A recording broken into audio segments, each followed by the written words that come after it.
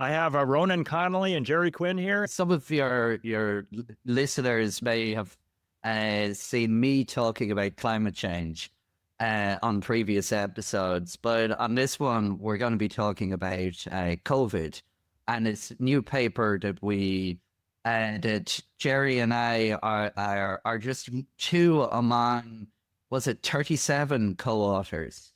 So this is what lessons can be learned from the management of the COVID-19 pandemic. And some of your viewers, if you're looking at the screen, you may recognize a few of these people. They're quite prominent, and some of them you might not know, but they're also even more prominent. So, like, we have a lot of people. We have Harvey Reich. We have Robert Malone, Norman Fenton, Tess Lowry, Jessica Rose, Carol Sikora. We have there's the co-authors are from how many countries is it? I think it's 13 countries from 3 continents. So we have North America, South America, and Europe. And we actually have a lot of other people that we were reached out to from that weren't co-authors, but that did provide feedback to us from around the world. And so I'm jumping in with describing what this is without saying we haven't got onto the thing, and we'll do that in a minute, but just give people a background of this. Was just published there a couple of weeks ago, and it's in the International Journal of Public Health. And this actually, it's a European journal, and it used to be called the Swiss Journal of Public Health, and that was founded in January 1921. So this journal that was published in is more than a century old at this stage, and so it's quite prestigious journal. And and here we're saying here that I think before we get into the details, let's talk about what the paper is and why we were doing it. So to start off, Gerry and I and a number of our colleagues, we during the first few months of COVID, we were working on other things. So Gerry and I and Colleen and Willie Soon has already been on your podcast. So we were looking at climate change and looking at energy policies. And so we published a paper in 2020, which might be a topic for another podcast. But as we were working along this way, like everyone else, we were suddenly locked down, and we were working from home, and we were trying to do all of this stuff. So as scientists, we were like, let's start having a look at this climate, or this COVID, the science. And Colleen was a public health specialist as well. He's a medical doctor. This is Colleen O'Hashu. And one of his colleagues, Dr. Paul Hines, he's an epidemiologist. And so we were starting to look at, and Gerry is an immunologist and microbiologist. So I have my PhD is in computer modeling. So the four of us, we just started saying, can we actually look at this from a scientific perspective, which combining different expertise from health specialty, from modeling, from immunology, and also from our experience of what we were finding in climate change, where we were seeing parallels in terms of what is allowed and what is not allowed. And so in the paper, we give this quote from the internet. Some people say it's Feynman, but somebody on the internet said, I would rather have questions that cannot be answered than answers that cannot be questioned. You've heard that, and we were finding, like with climate change, we were finding that there were answers that cannot be questioned were being told to us repeatedly from the beginning, from the first lockdowns, even from January in China, in Wuhan, and then in Italy. People were being told a narrative, and they were said, "This is the science. Don't question the science." And then 2 weeks later, the science has changed. This is the new science. Don't question the new science. And that kept on happening for 5 years, 4 years, 3.5 years, 4 years, 5 years. Even now, 5 years. So this paper that we're doing is asking questions about answers that cannot be questioned. I've been talking a bit, I could talk a bit more. This is a problem. But Gerry, do you want to come over from your perspective as to what you were looking at when you started working on this project? Thanks, Ronan. Well, kind of basically the same, because I was involved with Ronan, but from a kind of immunological point of view, then a lot of the policies that were being put down didn't make any logical sense, and then we were wondering why no other scientists were standing out and saying something, or publishing articles. But later on we found out that not many articles were published questioning what was happening in the science, because there seemed to be a slowdown in narratives that weren't on the government narrative or the official narrative. They seem to have dramatically slowed down, and that kind of sent alarm bells off in my head anyway, because usually when I submit a paper, I think I'm going to get a free and fair hearing from my reviewers, but this didn't seem the case. There was a couple of papers that broke through early when the UK government introduced some lockdown policy, like from Simon Woods, I think. It was a statistician, and he came from a statistician point of view, but he said, "Oh, look, it's the cases are already declining before the policy is even introduced." But then the government a few months later, or the weeks later, said, "Oh, then our policies are working." They went to claim credit, but what was actually happening was winter was moving into spring and moving into summer. So the amount of respiratory diseases, the peak was obviously in winter, like every winter. And then I think we started to work upon a paper. We outlined a paper anyway that we were writing about the seasonality of respiratory infections. But first of all, I think coming to what Ronan was said, we realized that there was a group of scientists who disagreed with the narrative, but we really weren't hearing anything about them. So we decided to write a paper on the disagreement in science, and could we come to a common understanding between those who are writing the official policy and those of us that saw some holes in the policy at that time. Yeah, this is a paradigms paper. Yeah. So we did this preprint.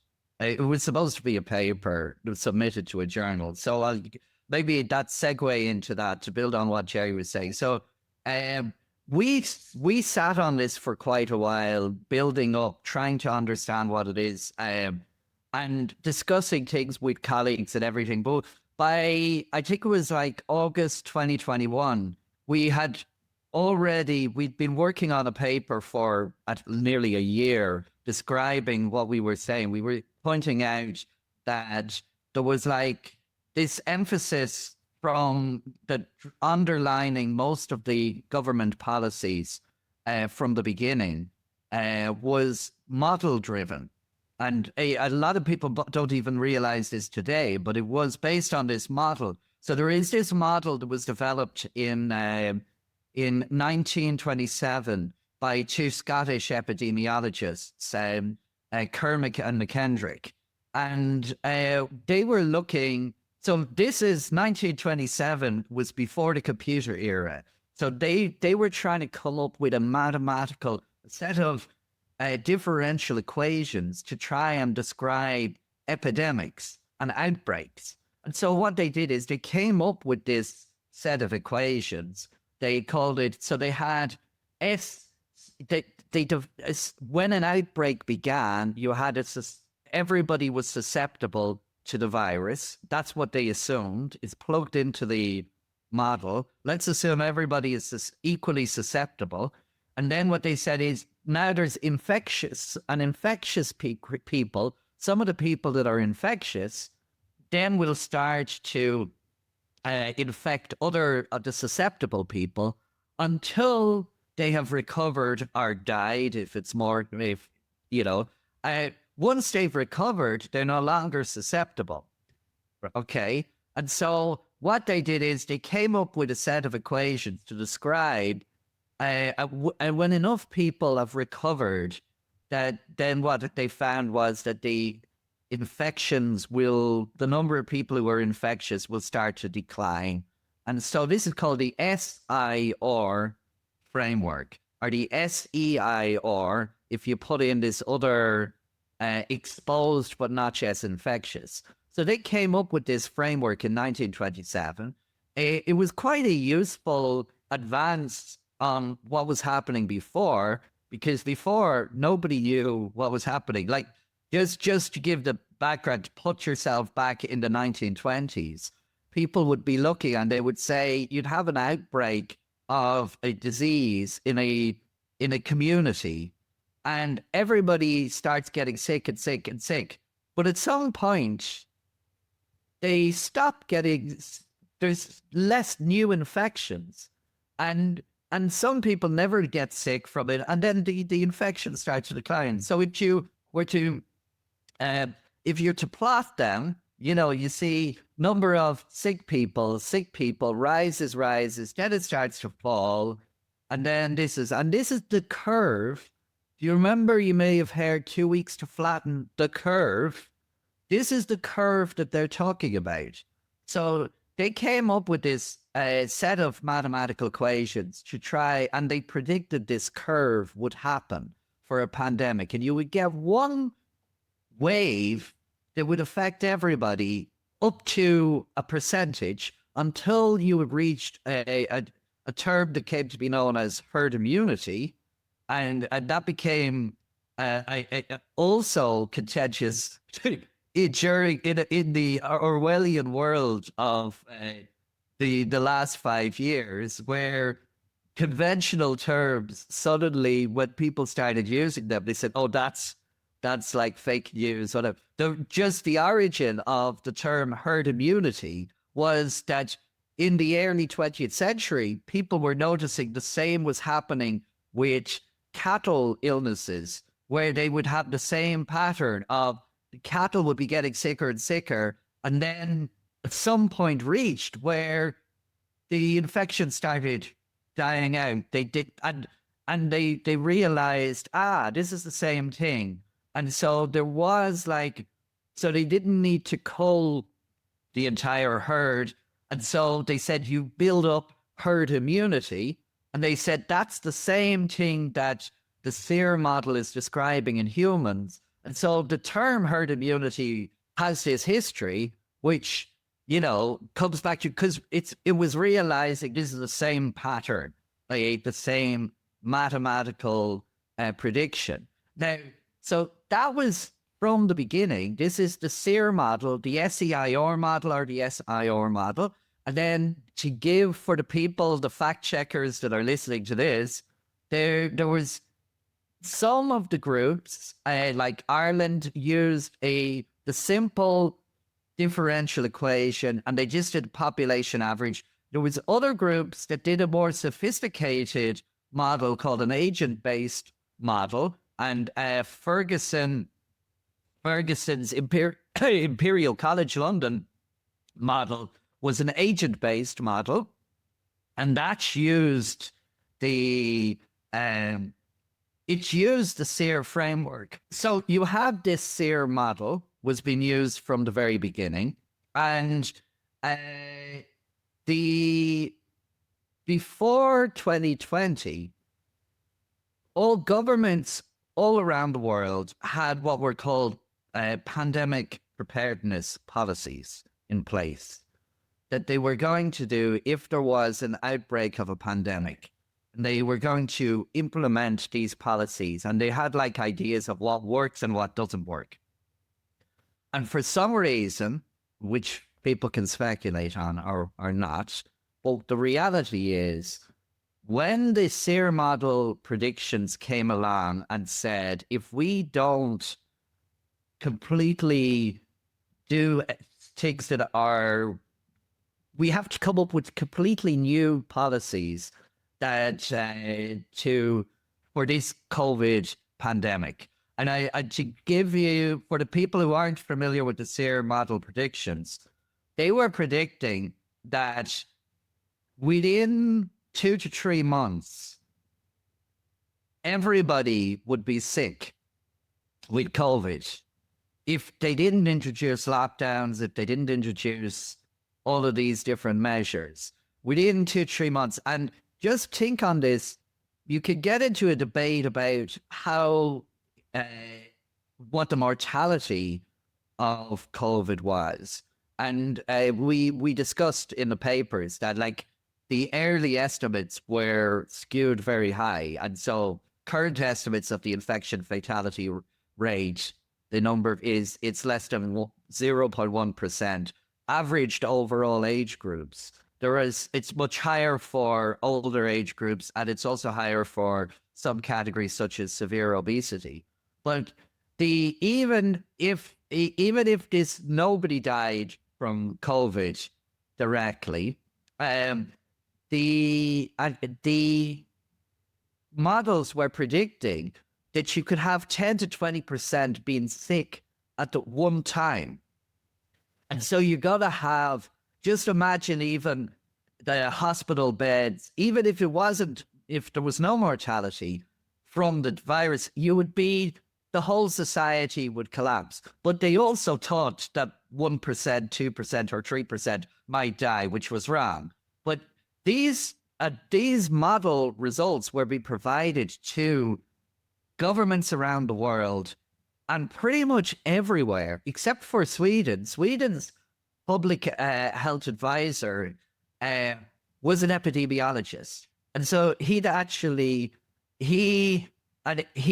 predecessor had written one of the textbooks on epidemiology.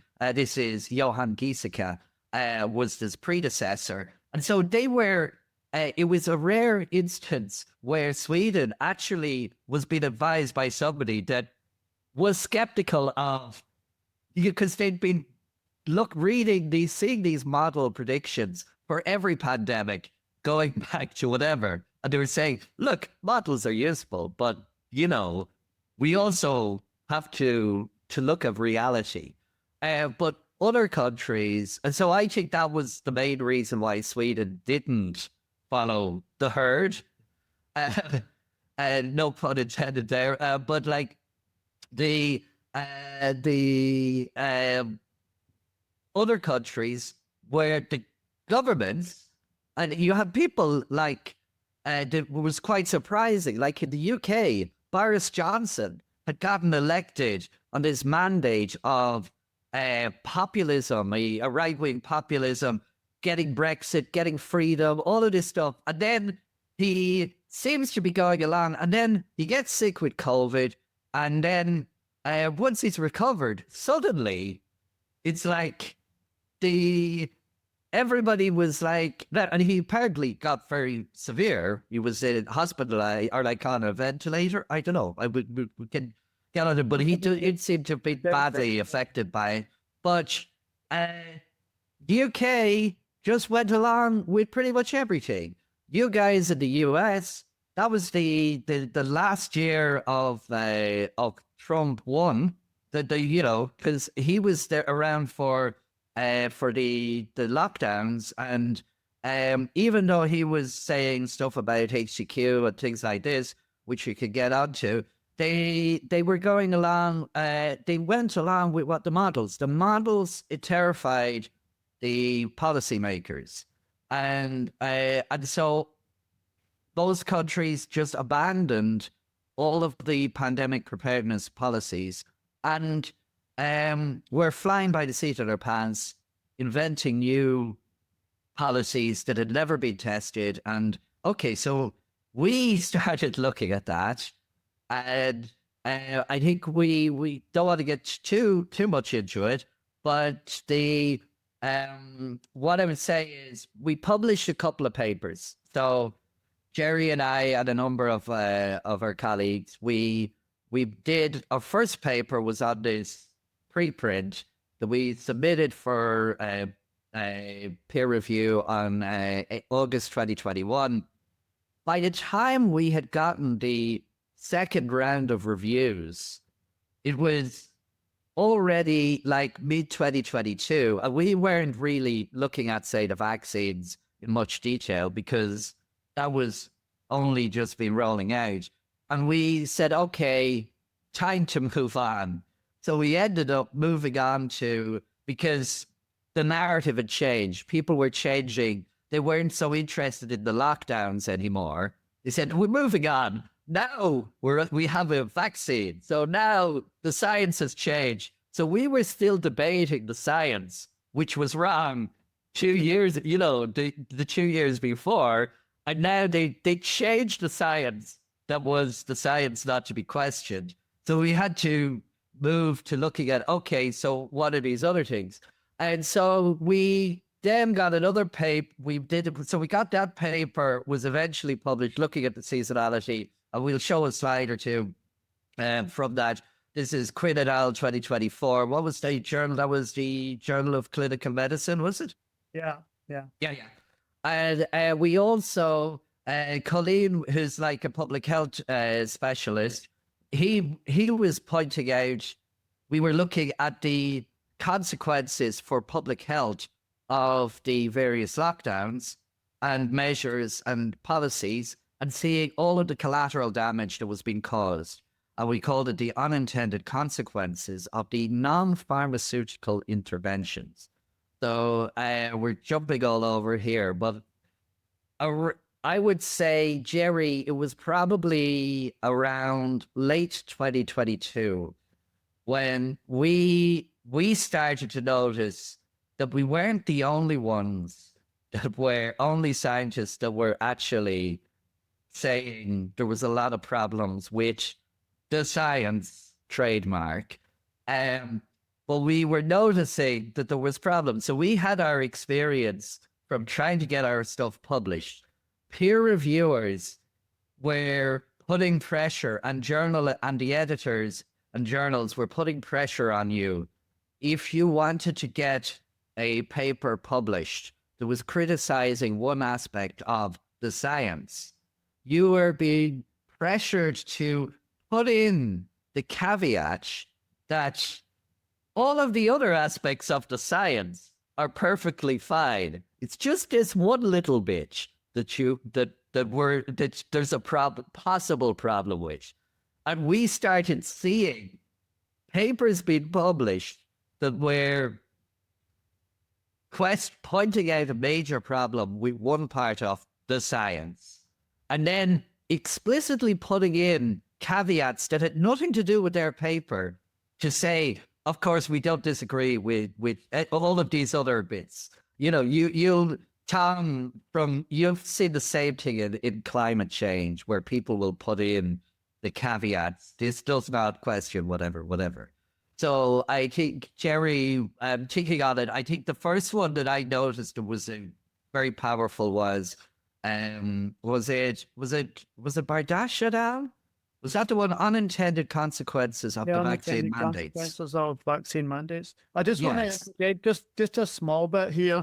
You said about the models and how governments were panicked about the models, but I I heard the other modelers like Carl Hennigan from the evidence-based medicine in Oxford actually visited the governments and talked to the people making decisions, and he explained his vision of what was going to happen, like the models predicted.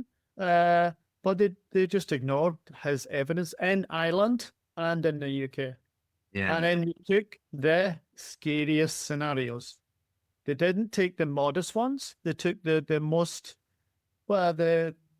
extreme scenarios and says, okay, and I kind of understand that you have to prepare for the worst, you know.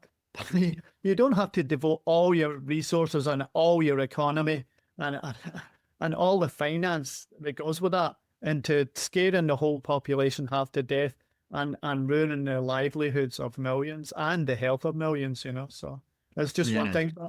And then Carl Hennigan tried to produce things in and out, but he was even sidelined by the media, you know, and they said, well, he's just like, and even, you know, some guys obviously in America, the fringe epidemiologists, they called them, who are now in positions of power in the government, but they sidelined them as well. And they says, well, you know, fringe, you're fringe. The guy at Harvard, the guy at Yale, you're fringe, you know. Yeah. Sorry.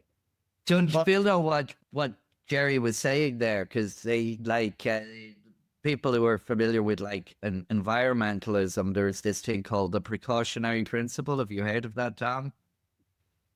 And that gets bandied about, and it's actually so the precautionary principle. It's actually a logical fallacy, and it's like you know, there's you could sum it as prepare for the worst but hope for the best is kind of the way people might phrase it, but that's actually not what you should do. So the thing is, the mistake is when people are using the precautionary principle, they say is, well, there is a chance that this absolutely disastrous thing could happen. And if that did happen, then this would be the end of days. And so we should do everything we can to rule that out. And look, if we rule it, if it doesn't happen, well, at least we guaranteed that. That's kind of the way it's framed. We could get into the semantics, but that's the way a lot of people feel about it. But that's not what you should be doing. You should be looking and saying, here are possible outcomes that are plausible. And then you should be basing your plans on how likely are the various scenarios to occur. And then if you have policies or plans that you're implementing for the possibility of a particular scenario unfolding, are there consequences to those? What is there, you know, is there a cost-benefit analysis? Because say there's a 0.1% chance that a asteroid, or 0.01% that an asteroid is going to hit in before Christmas. Okay, well, what are your plans?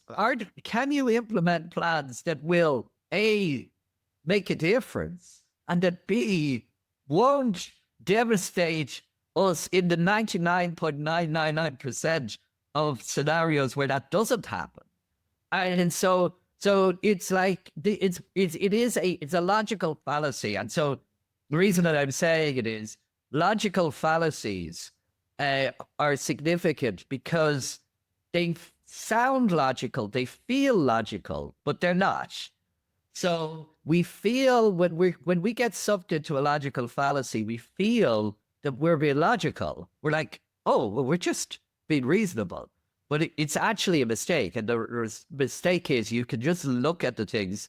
You can say, okay, here's a better one. How likely are these scenarios? And then consider are there consequences to the actions that you're proposing? Have you considered the consequences of them? And you know, what you'll find, and I guess you could say the same is on, you'll see that in climate as well. The people who are saying we got to do everything to stop this possible hypothetical scenario, and if you don't, then you're in denial. Well, there's no panicking for something doesn't help. Another thing I should point out, so that I mentioned panic. Has there ever been a time where a long-term policy that was based on panic has been strategic in the long term? No, it's not. We all know if there's panic can sometimes work in the short term. If there's something like you're being attacked, you're being mugged, you might panic, and sometimes what you do in the response might help. But like, if you are living in panic for 3 months, or let's say from March 2020 to May 2023, when the UN declared the public health emergency of COVID-19 was no longer a global concern, but that COVID was still here to stay. So living by panic is not doing it. And so that's why I was saying all of these policies that have been put in place, they were thrown out. And then when people started trying to offer informed decisions, they were being dismissed as deniers, like COVID deniers, COVIDians. They were like fringe epidemiologists. So just what Gerry was saying there was in late 2020, there was this great Barrington declaration. It was signed by 3 eminent epidemiologists, and so we had a professor, Sunetra Gupta in Oxford. We had Jay Bhattacharya, Professor Jay Bhattacharya in Stanford, who is currently your head of the NIH. And we also had Martin Kulldorff, a professor in Harvard, vaccinologist on vaccine boards, who's now apparently got a new position there as well. They were saying, and people kind of conflated them, because you remember when the science keeps moving. And so when the science was, the science that people were complaining about, were criticizing, that keeps changing. But in people who were following the science trademark the whole time, they lumped together anybody who stood up against anything. If you stood up about in early 2020, March 2020, if you started saying, is it really a good idea taking sick elderly patients out of the hospital, they had COVID, and putting them back in nursing homes, was that a good idea? If you were questioning that, you were a COVIDiot. If you then were saying, oh, there's a new, we've discovered there's a treatment that seems to be potentially giving better results than the standard of care, which was do nothing until you're about to die, and then call the police or the hospital, and they'll bring you in and they'll put you on a ventilator, etc. I'm slightly exaggerating, but the standard of care effectively was, are you struggling to breathe? No? Okay. Stay at home until, if you are struggling to breathe, let us know. Well, otherwise, so that's not a standard, but that was the standard of care for many countries. And so other people were saying, oh, this. So if they suggested it, they were vilified. Then we get like the masks were introduced. People got so used to masks being around in the beginning, but that was like really summer 2020 in the Northern Hemisphere. So mid 2020, when masks were not being encouraged, and then suddenly everyone had to take them overnight, and they had to wear them everywhere. And you had to go into a restaurant and you to take it off if you wanted to eat, put it back on. All of these things, all of these policies, they were so. It's so long that we've merged all of this, but like if you actually go back at the timeline, that was only introduced mid 2020. And so people who were asking questions, then they were, so throughout the last 5 years, whenever somebody criticized one aspect of the science, they got kicked out of the listen to these people, and you could never listen to them again. So whenever they got kicked out, if they got kicked out for, say, they all the way up to, everything is wrong. So everybody got shoved in. So even the Great Barrington Declaration was saying nothing about vaccines, but then anybody that was signing it was like later when they started vilifying anybody asking questions about the safety and efficacy of the vaccines, of the mRNA, DNA vaccines, they got lumped in with the people who were going along with that. And so you have all of these changes that have been coming along. So in getting back to the point about what we were saying is, I think it was late 2022. We had so there was this Bardash et al. Paper was pointing out that the vaccines were the vaccine mandates were causing major societal harms and were unethical for various reasons and causing harms, but they put into it the caveat that the vaccines were of course important, but it's just they shouldn't be forced. And, they were saying, we're not questioning the safety or efficacy. I'll say something here, Ronan. Yeah. That's why the title had to be The Unintended, because this is the other thing we noticed, that even in the titles, like we had to do the unintended as well, but none of these policies were deliberate, So even the title had to be couched in like submissive kind of language just to get them through the journal and the reviewers, And then the other example, just to put it, and then we can get on to the new paper, but this is to give the context for it. There was the Mansuangwan et al. I hope I pronounced that correctly. That was in Thailand. They were in a high school in Thailand. They were all of the kids were going to take their second dose of the Pfizer mRNA vaccine. And so this group said, before you do that, let's monitor everybody. Let's do cardiograms. Let's do all of the stuff and monitor them with everything they can do to see before and after and to see what happened. And this was nobody had really done this and published it. This was the first. And then a couple of others replicated the results and it found similar results. But the idea was they went to test it. What they found was nearly 30% of the students had some cardiovascular anomaly detected after they had taken the second shot. But the authors of the paper said, well, it was transient and they fully recovered.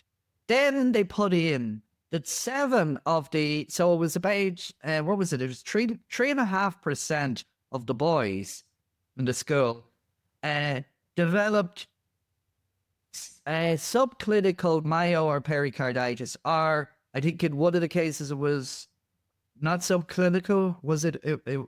Myo or pericarditis, either subclinical, and I think one of them was clinical. But then they said, but after 2 weeks, they had fully recovered. And then that was the conclusion. And they said, we should be encouraging this. And this is for This is in 2022. It was well established at that point that the infection fatality rate for under 18s that weren't cancer patients or like that had other serious comorbidities, almost zero, very, very, very low, like very, very negligible, very small. Much the risks of hospitalization. Let's be more specific, because even to this day you can't really say that. So there was the statistical risk of either hospitalization or death for under 18s was much, much, much lower than the 3.5% of the kids that actually had developed this. So that should have been, let's not give this to the under 18s. It should have been, but they continued rolling that out. And we said, wait a second. There was other examples. You had ones who would say, hey, we're seeing the lockdowns didn't work, but they claimed they did, but now we're seeing that the vaccine, but it doesn't matter because now we have a safe and effective vaccine. Then you would have the people saying, oh, maybe the vaccines, the vaccines, there may be problems with the efficacy of that, but it doesn't matter because they're safe. And, it's better that than putting into the lockdown. But then you had people saying, well, there may be some safety concerns like that one there, but we're not questioning the efficacy. So we were seeing these caveats were being placed in the papers. And we were like, that's not natural. That's been asked. And so what we decided, Gerry and I and Colleen and Paul, we came up with this idea. Maybe we should start reaching out to scientists that have been publishing on this stuff. And maybe we can't question everything in one paper, but maybe we can do a review of all of the papers and we can start getting the feedback of all of these experts that have published or that have spoken out of it and try and see, can we form a synthesis, like a consensus, if you were, on this paper. And so I've been talking for a long time, so I want to hand this back over to Gerry. But that was the genesis of this paper. We started in late 2020, or over to you, and maybe I can then start sharing the slides if you want, Gerry. Yeah, well, I mean, immediately that we talk about the first point in the paper. I mean, sorry, Tom, that's kind of a long introduction. What Ronan was trying to say was this is part 4 of a trilogy of papers, and it examines all the points. And the first point that Ronan was trying to come to was the models. If you've got the model slide, or well, okay, let's start. But Ronan is the expert on the models. Okay, really talking again, but but Ronan kind of explained a lot about the models anyway. But as this is something that somebody wrote to me, in a reply when we were publicizing because I don't want like a couple of hundred scientists to read this. I want everyone that's affected, to understand what was going on. So this is what we tried to reach out to. I made a list of the largest publications around the world and tried to send it out as far and wide as possible, because sometimes the danger of a scientific publication is it just gets trapped in an academic bubble. So we try to, expand the reach. And somebody wrote back to me that, about the paper, because we tried to keep the paper as neutral as possible, and they said this is not about blame, but accountability, scientific integrity, and the moral obligation, to protect the public's health, Yeah. And what I was saying is the mistakes or the lessons have to be acknowledged first before we can move on. If we just create a new program and don't acknowledge, what happened over the last 5 years, then I doubt we're taking any steps forward, On that, just a lot of Christians are would be told that, oh, we should forgive people, for the things that they've done wrong.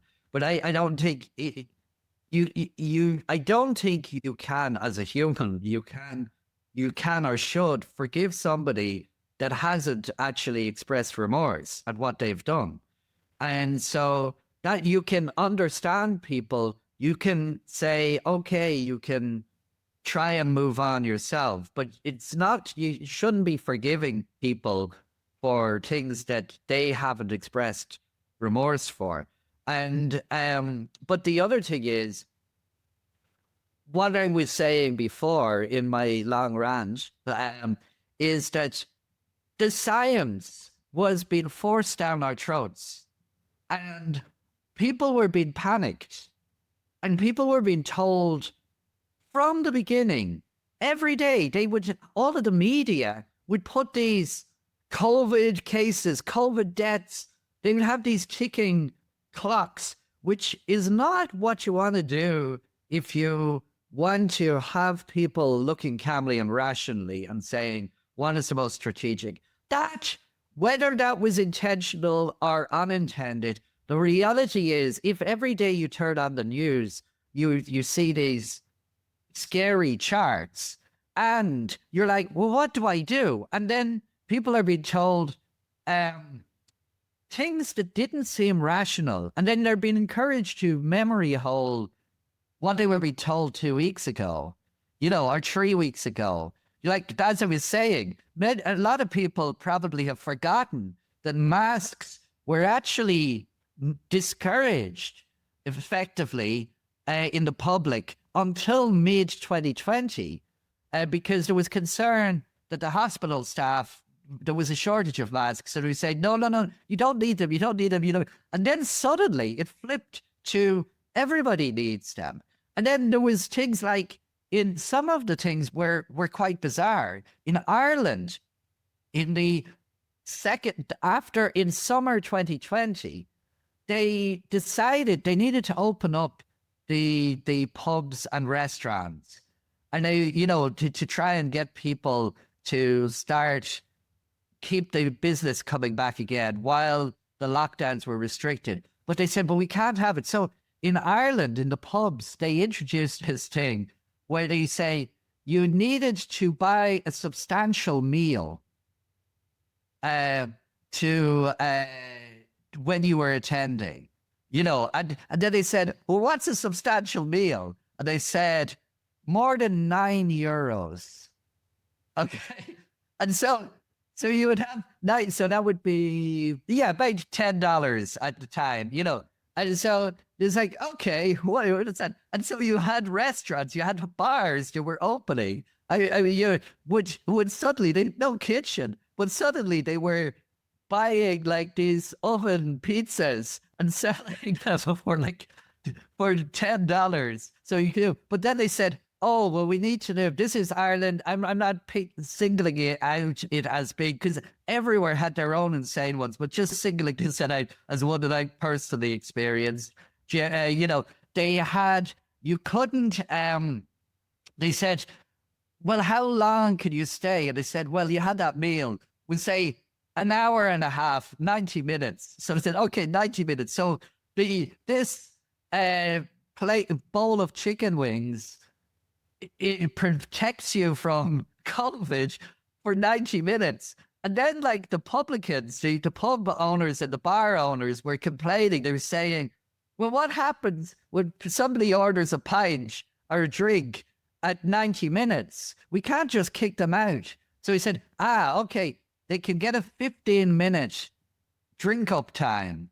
So what they did is they said, so if you ordered a plate of chicken wings, you had 90 minutes in which you could order a drink, and then 15 minutes. So you had a 105-minute window provided, but in 106 minutes. So the SARS-CoV virus was probably hovering over these desks, the the bar stools saying, oh, I can't touch. And then 106 minutes, now we can get him. We can get him.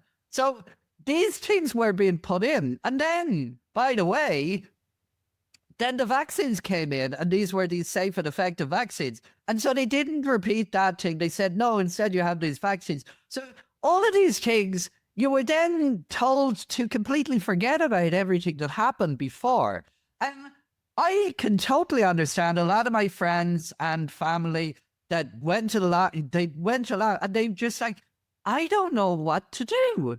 But all I know is this is what the public health authorities are telling me to do. And it doesn't make sense to me, but that's what they're telling me to do. And I don't know what to do. So I'm just going to follow what they're doing. And a lot of people went along with that. Some people along the way, well, if at some point you left, you just said, I'm not happy with that, you then were an outcast. And then once you were an outcast, then you start to say, wait, once you're kicked out of the tribe for saying maybe 105 minutes is arbitrary, okay, for that thing, then suddenly you're a pariah, you're kicked out, you're exiled, and then you're like, well, wait a second. What was I saying? It was perfectly reasonable. And then you start to question things. So let's go back on to, but yeah, this is not about blame. There is a lot of people that to this day think that they followed what was right, and that if there was anything untoward, they would have been told. And what we would encourage people, if your viewers are of that mind, read the paper. We're not crazy. Well, maybe we are, but like, read through it. We tried to present the stuff. And maybe you might start to say, well, that makes sense. I didn't think of that before. And maybe, and then you can start to do it. And if you change your mind, that's good. You should be capable. I hope everybody that is watching this thinks that if they were presented with evidence that they hadn't considered, and that they would be willing to change their mind. And if you're not, then be aware of that and say, why is that? Because that's something to think about. So, okay, I see. I Tom, you have to hold us back. Oh yeah. Tom, you mentioned about this. New York Times has an article that's saying, so you're thinking this can go on YouTube? We're going to give it a shot. Yep.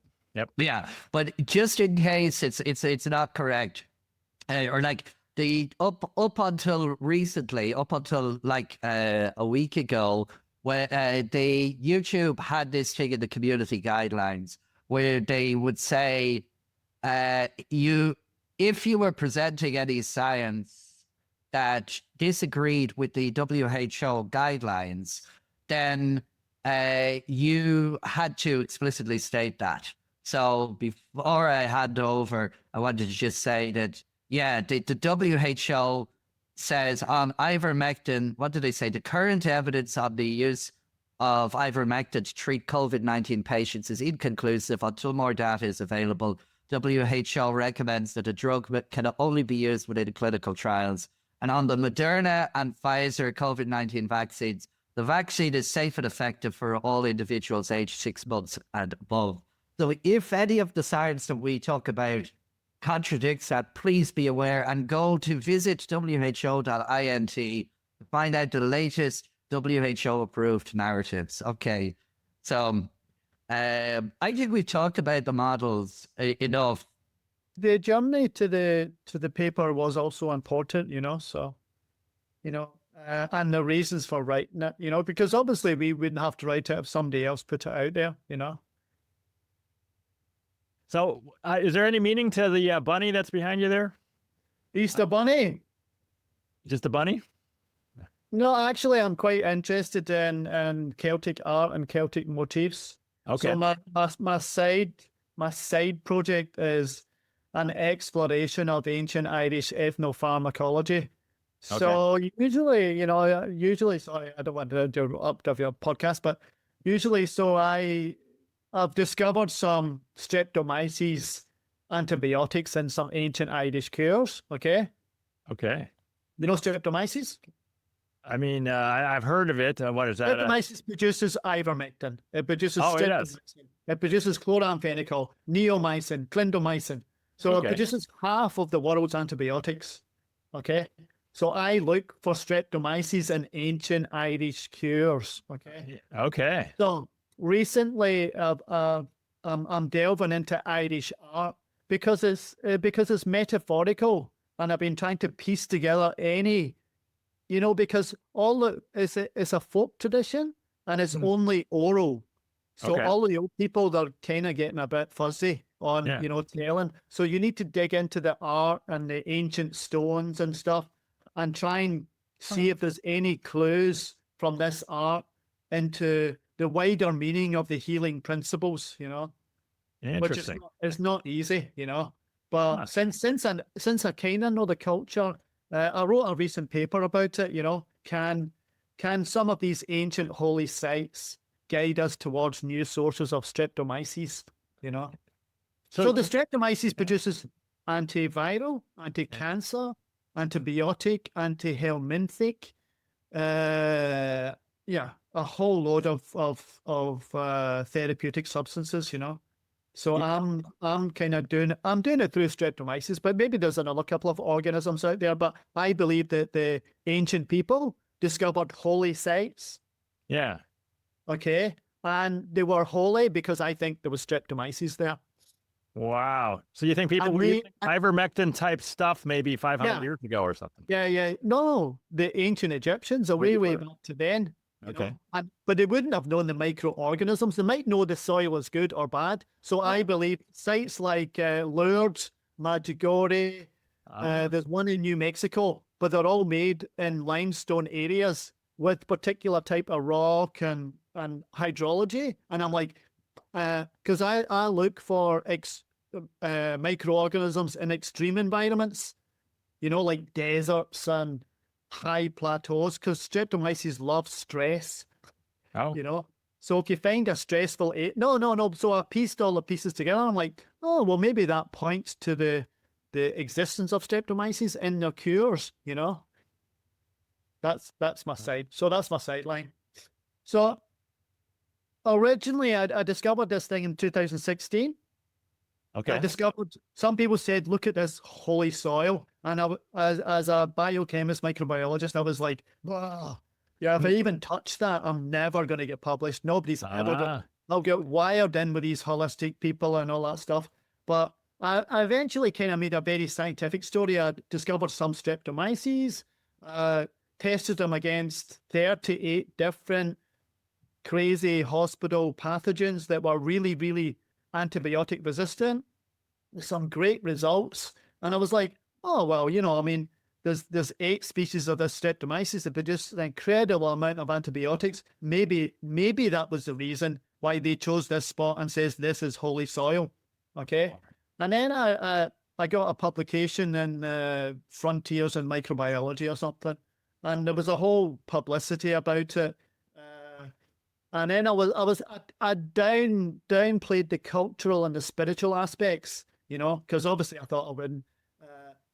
But years later, I thought I'd done a disservice by ignoring the metadata or ignoring the folk culture, because we have a tendency to look at older generations and older people and go, Stone Age, they didn't know what they were doing. But back in the day, when they needed help, they needed help. They couldn't say, I'll take this antibiotic. They were at the last call, and they wouldn't go for some old nonsense. They'd go for, where did I hear somebody get cured? They would definitely go for it. And these places have been around for thousands of years across many religions, pre-Christianity, pre-Druids, So the site I discovered, they built a church on top of it, but it was also a Druid amphitheater. And then there was like Neolithic remains, ceremonial site, pre that. Like it goes back like 4,000 years or something, So eventually I thought, well, I need to do this some kind of justice. And it took a year to get published. There's the Journal of Religion and Health, so it took a year to get published. And I was like, I had some more thoughts about, I was trying to work out the parallels between the growth stages of Streptomyces and the Celtic R, and I was like, what's similar? Because my mind kind of works like that. Your mind tries to pull all the things and tries to join them up. And my mind was doing it. I wasn't telling my mind to do it. My mind just done it. It's like, oh, that circle motif you get from Streptomyces grows like a fungus. It has wee circle motifs, and I was like, wow, that's just like that Celtic art symbol that's engraved on those stones. And, so I wrote a paper about it, and then of all the sites around the world that have very similar motifs that point to this in this direction. So eventually we'll come around to the paper, but we had to talk about the story of how the paper started, and its inception. Basically, in the paper,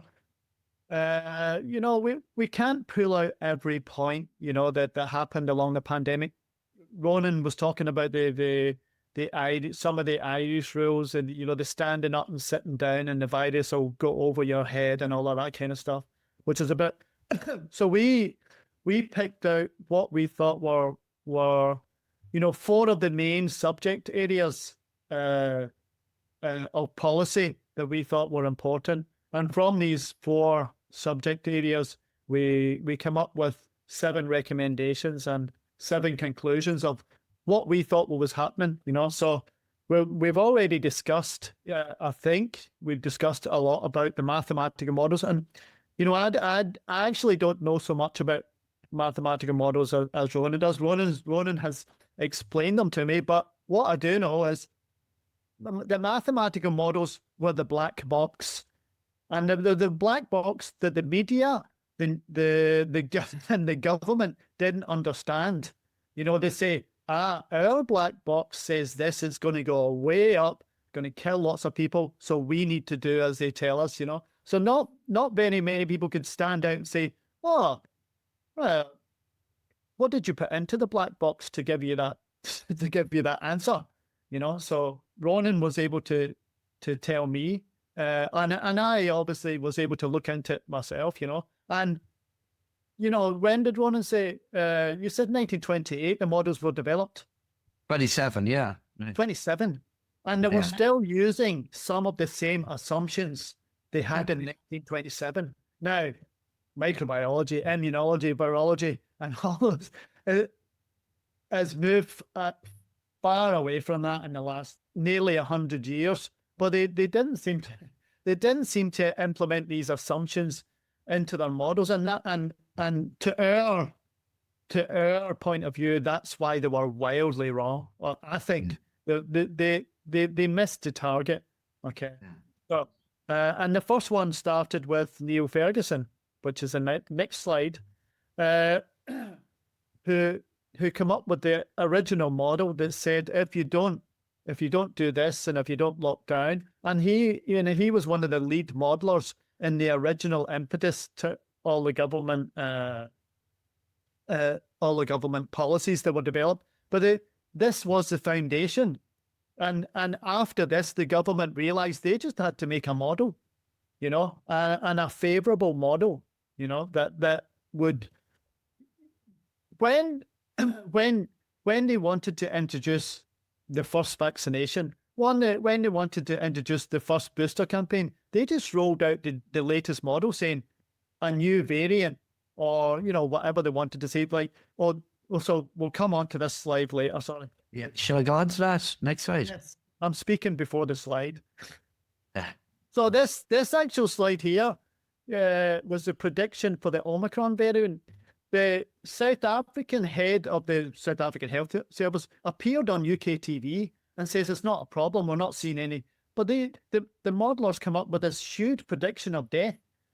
And this, I was talking to Ronan earlier, this was the first time the government says, no, it's not. Because you can see the grey and the black, this is the model.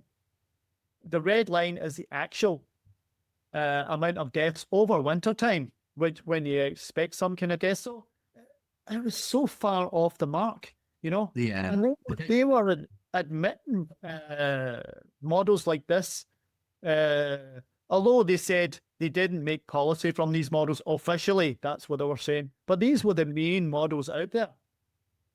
Just to add on what he's saying there, this specific thing. So the models were making projections.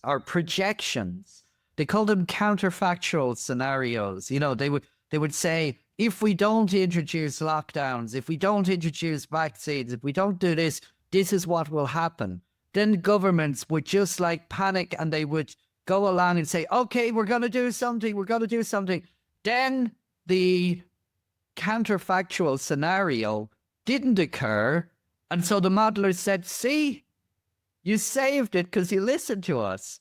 And so this is like the same. There's no falsifiability in it. By the way, it's the same in a lot of the climate models where they make these predictions of what will happen if we don't do this.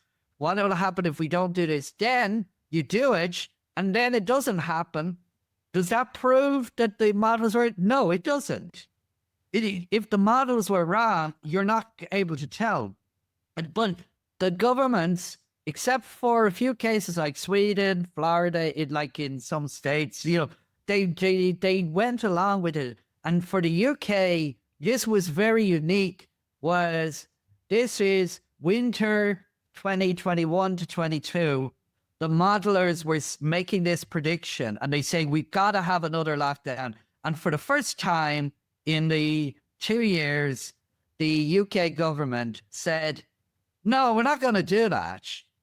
And then, and I think, Gerry, just need to put in the technicality. This was one of the models that is specific. There were other models, and this wasn't necessarily the model that they were specifically basing it on, the SAGE group, the scientific advisory group expertise. But reality was, this was unique in that this was the first time they said no, and then they said, we're not doing it. And if the models had been correct at any stage, then this should have happened, but that's what happened. And as Gerry mentioned, this is mid-January it peaked. So in Ireland and the UK and a lot of Europe, we have what is called cold and flu season. I think it's the same in the US. Have you had, Tom, the cold and flu season? Yep, same thing. Yep.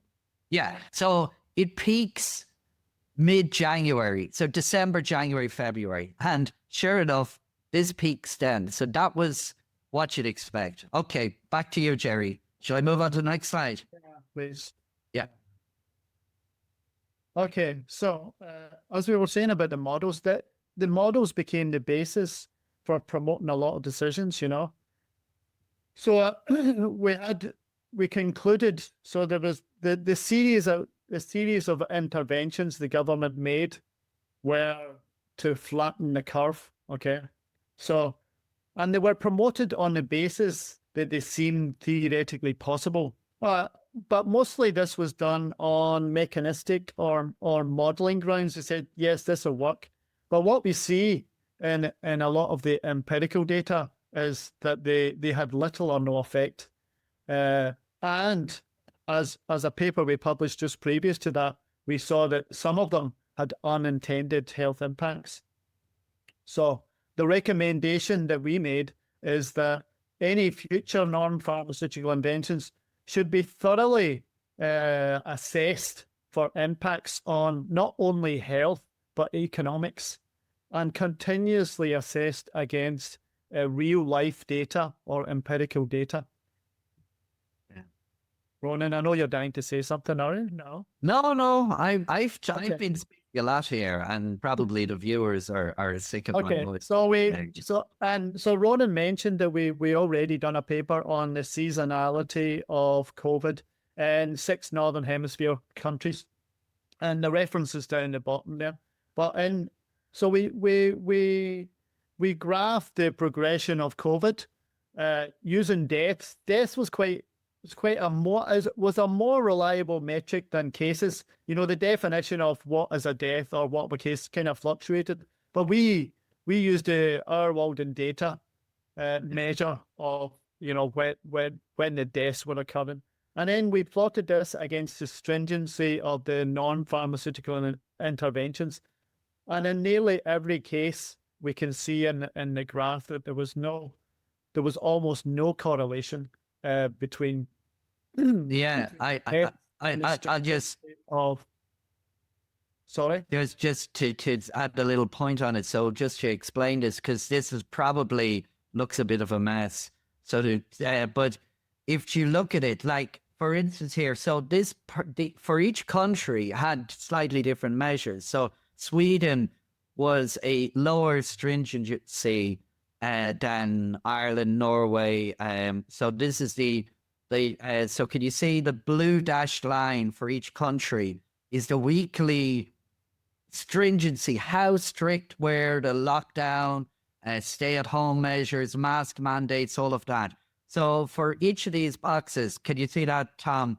You can see that you go through the blue is how restrictive the different countries were. And you could see by like 2022, they'd removed a lot of the restrictions, but the exact timing varied for each country. Now, in this one, we are showing the deaths with COVID, the brown lines, the deaths with COVID. And we're not saying deaths from COVID because we don't know how many deaths were from COVID, but we know that our World of Data provide weekly national estimates of how many people died with COVID. And so the thing is, and we also do this in this paper. We also did it for cases. We also did it for other metrics. I think we looked at the hospitalization, and we looked at other ones.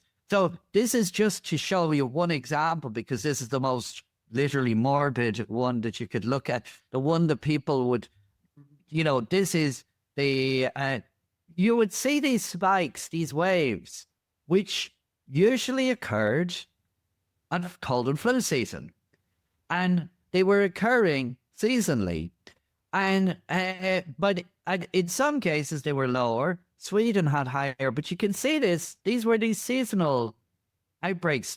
Can you see that? It goes rises, peaks January thereabouts, then reaches a minimum in the summer months, then rises up again in the fall, then falls in the spring, rises up in the fall, spring. It goes up and down for these 6 countries. It goes up and down, and the same with the cases, same with the hospitalizations.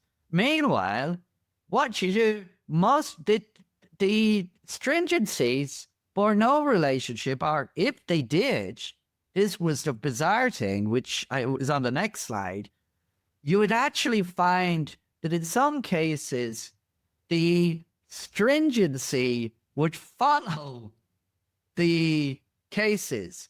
So what would happen is cases would be rising and rising, or deaths or hospitalizations, and the government would say, we've got to do something. And so they would introduce more restrictions to show they're doing something. And then the cases or hospitalizations would fall down, and then they would, after the fact, they would reduce the restrictions. So the tail was wagging the dog for the policy, but the actual dog didn't care what we were doing. So this is for the more mathematically minded. This is, do you want to take over, talk about this slide here? I think the correlation coefficients are your thing, Ronan. Okay. Well, it's just they're halfway through, so. Yeah. So the correlation coefficient is the R. So if 2 time series are correlated with each other, and of course, correlation doesn't in itself prove causation. This is a big thing that we discussed in this particular paper. This is the 2024 paper. But if 2 things are going up together, then they have an R value that is high, up to 1. If they completely different, they've no match, then the R value is 0. If they are anti-correlated, then what you will find is that you would find a -1. They get value up to minus.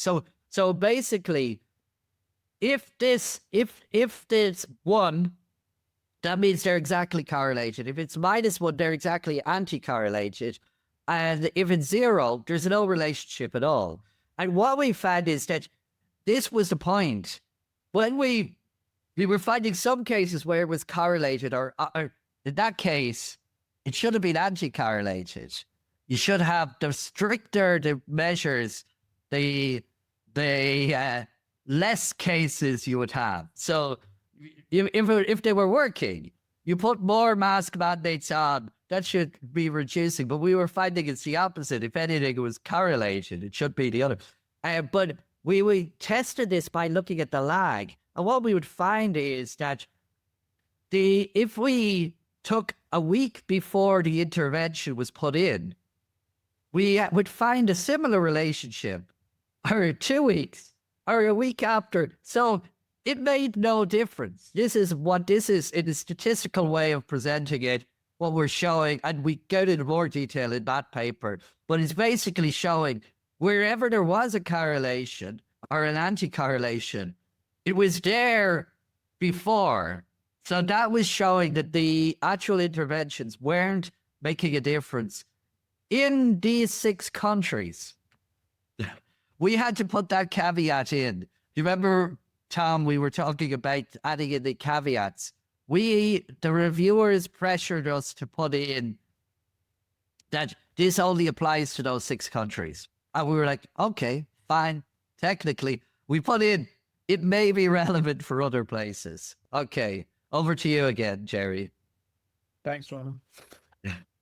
So the third conclusion we wanted to talk about was the pharmaceutical interventions. Obviously, lots of people have heard about the hydroxychloroquine and ivermectin, but we think that they should have been given more time and research devoted to them, because both of these drugs and maybe some more, well, especially ivermectin and hydroxychloroquine, had at least 40 years of data, because they've been prescribed quite safely around the world, especially something like ivermectin, which is prescribed for river blindness in Africa, and it seems to have a very good safety profile. Anyway,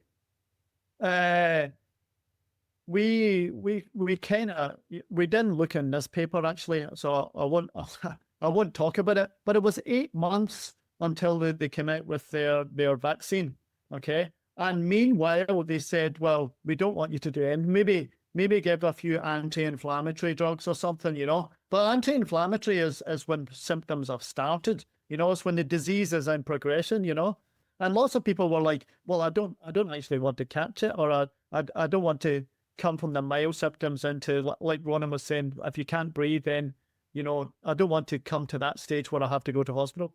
So we're saying that basically these weren't given enough time, and even the next slide will show that even the WHO's data showed that some of them were partially efficient. But we just flip back to the last slide. Sorry, Ronan. So we recommend that they should have really given more airtime. I mean, sorry to say this, but once President Trump mentioned hydroxychloroquine, it just wrote it off, And it's not about him mentioning it, but it just became completely politicized. No drug should be politicized. There's just a chemical. They don't have a party affiliation. They cure a disease or they don't. They're either harmful or not.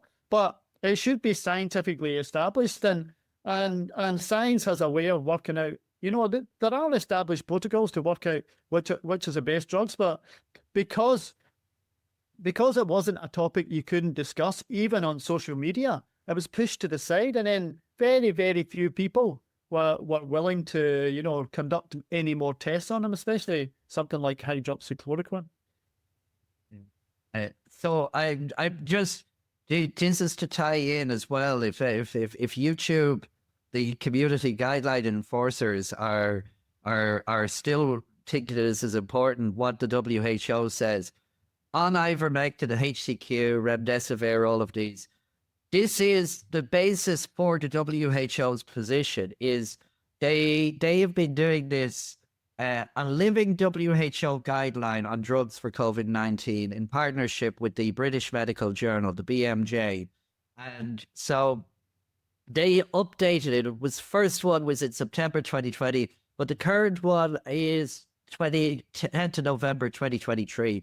So they update this and they review this. So the next slide that I got to show that Gerry's put together, which is not in, as he said, this is not we in the paper that we're talking of today, this one with the 37 co-authors. We just gave a brief overview of the ivermectin and enough to do it, but just to get into the specifics of it, this is the WHO's data on the ivermectin. So a lot of people will be saying, why would you not be able to justify taking ivermectin just even as a right to try?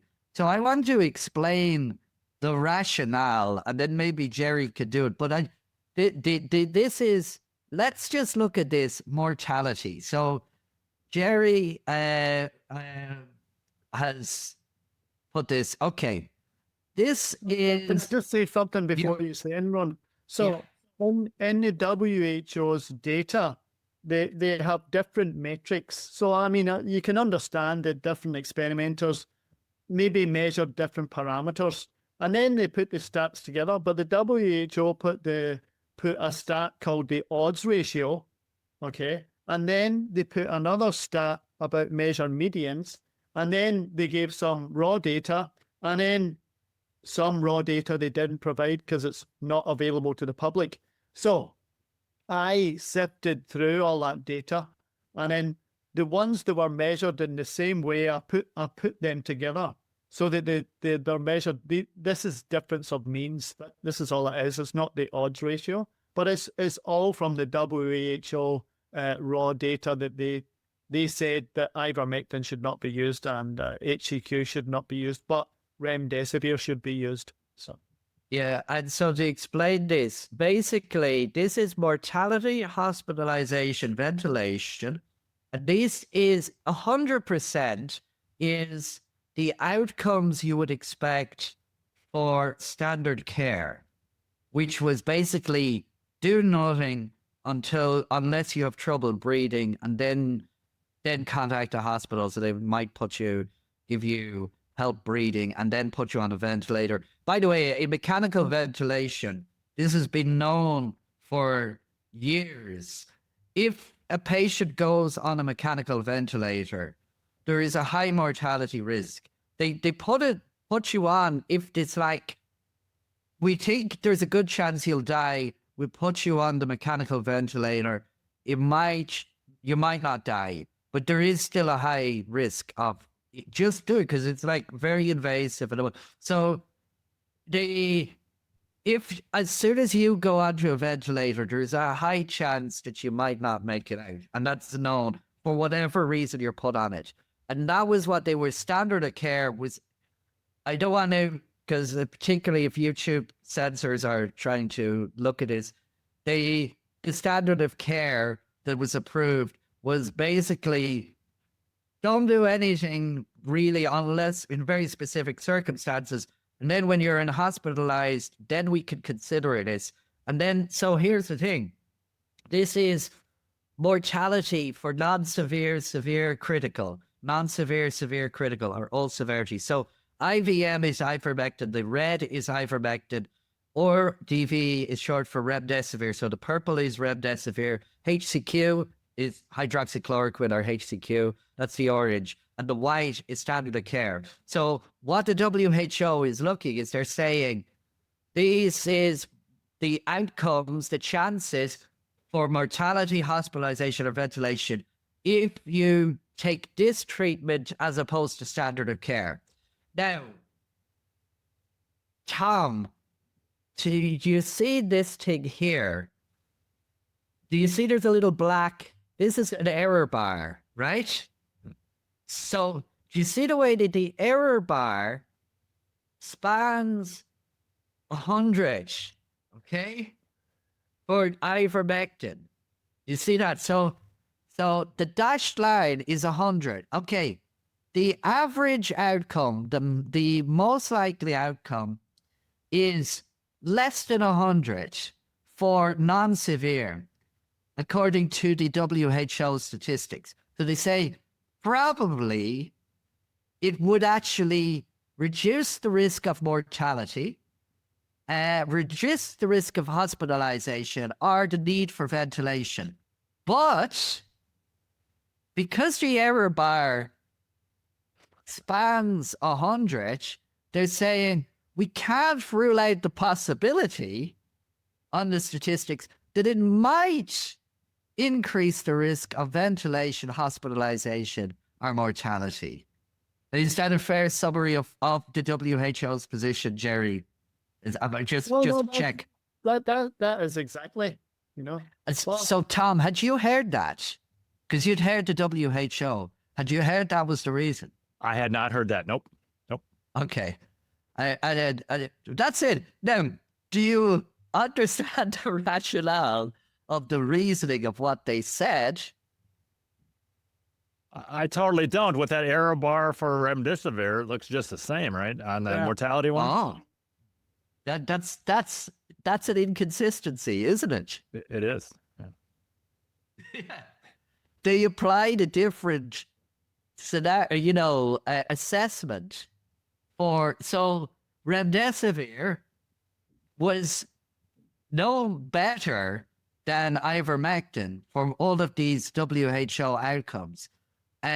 Yet they recommended Remdesivir in some circumstances, but not ivermectin, even though the ivermectin is the thing. Now, the other thing is the WHO, the reason they have such large error bars is that they excluded a lot of ivermectin studies on the basis that they had questions about it. So, Gerry, what's the N values? So, the number of the things, of the ones that they excluded, how many did they exclude? I'm not sure about where they got their final statistics, Oh, yeah. Well, they It doesn't essentially... It doesn't actually say in the data, but I know that the early ones were composed of very, very few studies, and therefore the error bars are way larger. But studies after this, the error bars became obviously a lot smaller with the N value increasing, But this is a 95% confidence interval. Yeah. Now and so then even on the HCQ, they apply different standards. So for ivermectin, they removed many studies that when they were doing their meta-analysis, and they said, oh, we're not including this one for this reason. We're not including this one for this reason.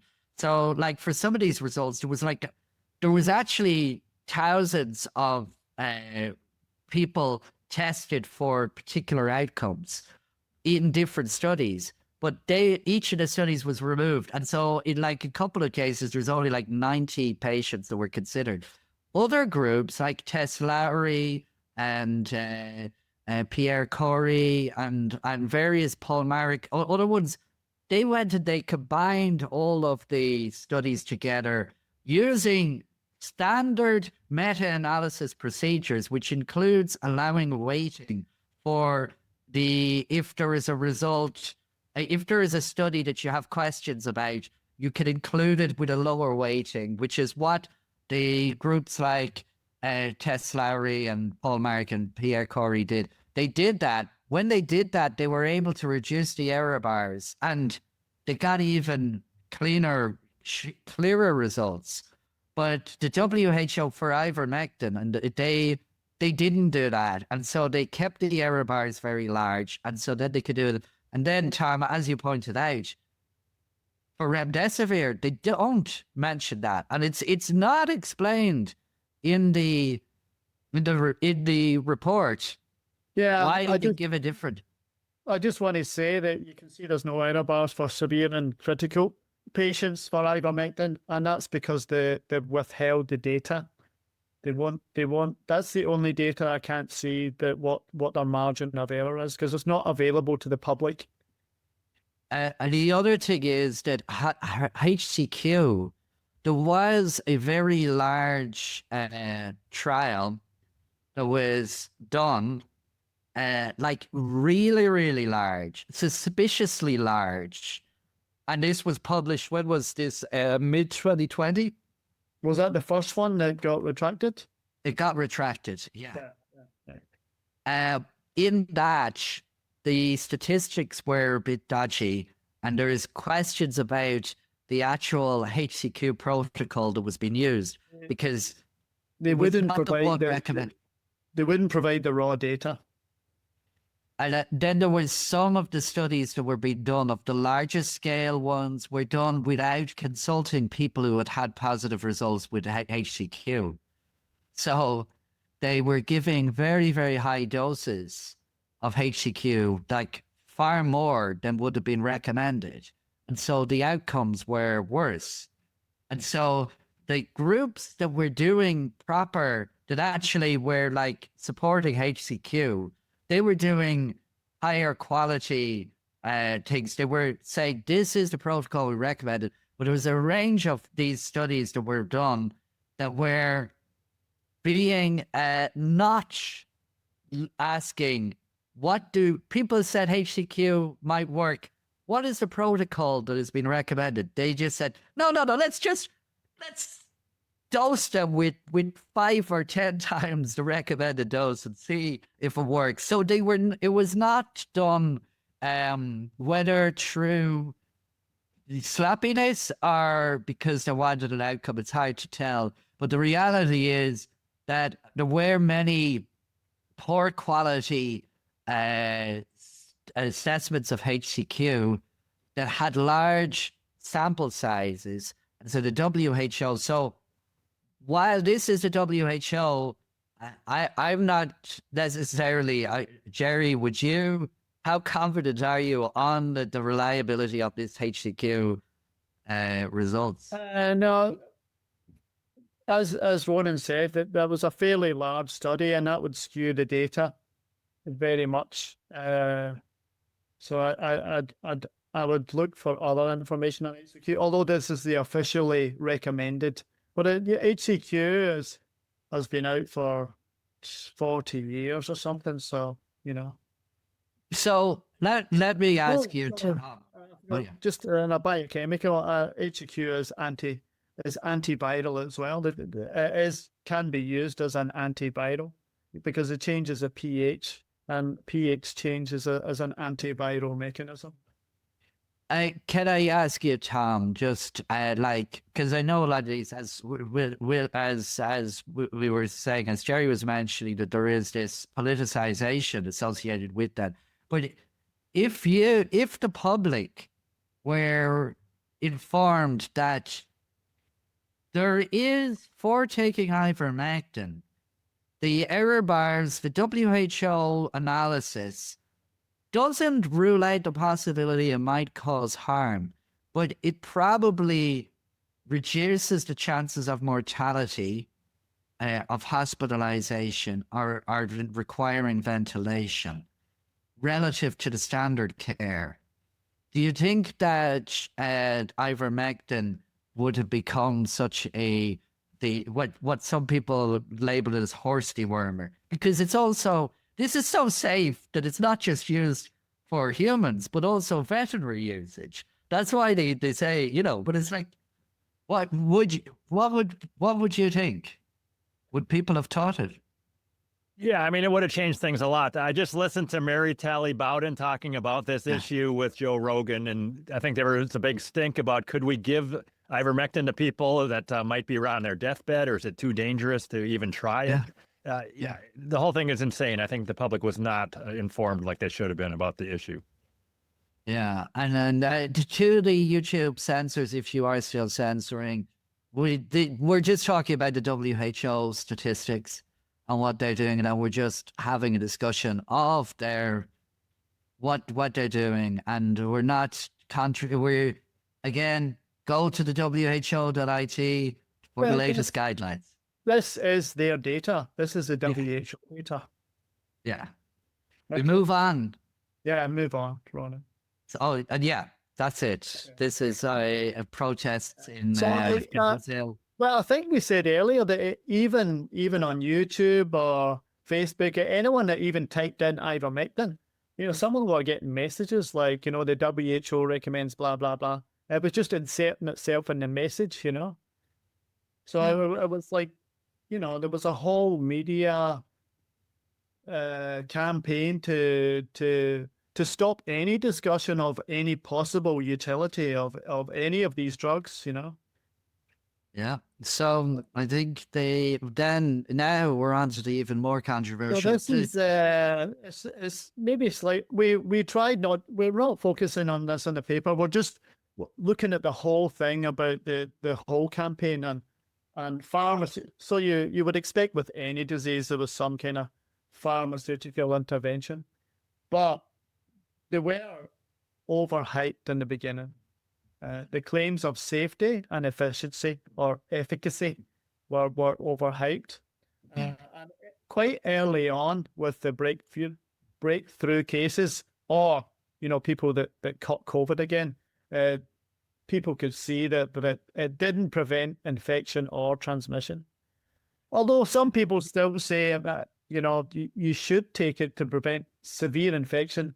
This is still a matter of debate between scientists if it does anything at all. Okay. Yeah.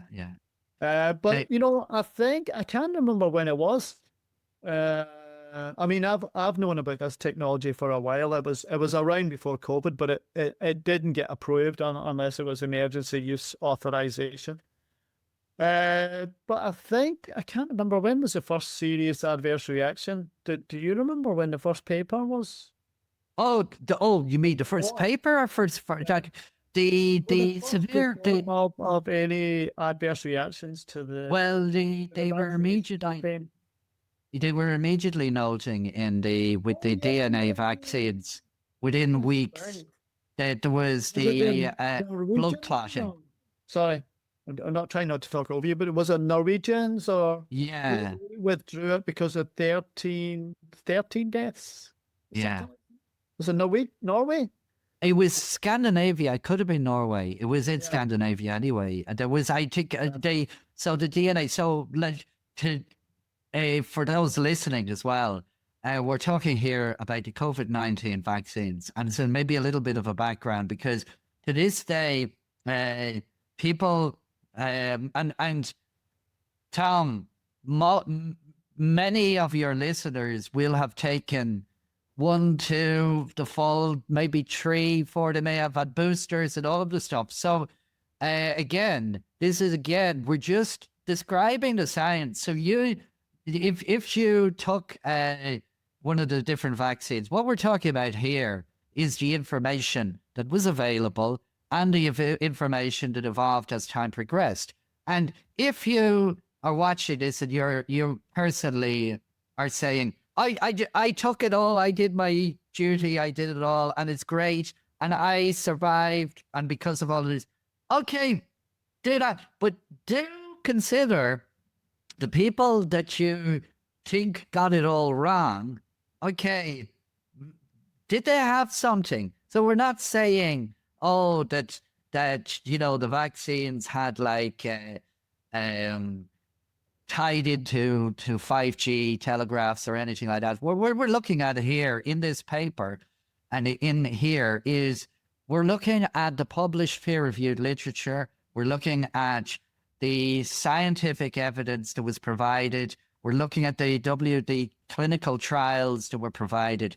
And so the very first thing to mention is we highlight this in the paper that the name, there's a lot of campaigning has been done over the decades to vilify any criticism of any vaccine as being anti-vax or anti-science. And it's like, it's very insidious. And, but just think about this. There's any medical treatment can have side effects and is not perfect. So whatever it is, even if whether you're taking vitamins, whether you're taking aspirin, if you take a paracetamol, if you take too much of these things which are non-prescription, there's huge accidental overdoses from that, from people taking an aspirin every year. So that's relatively safe and relatively effective. But it has harm. It can cause harm, and it's not perfect. So just everybody, if you're saying, oh, I don't want to do it, I don't want to listen to anybody that's questioning it. Why? Why do you not want to listen to anybody that might have questions about safety or efficacy of a specific treatment? Now, the next thing here is, did you think that this is a vaccine?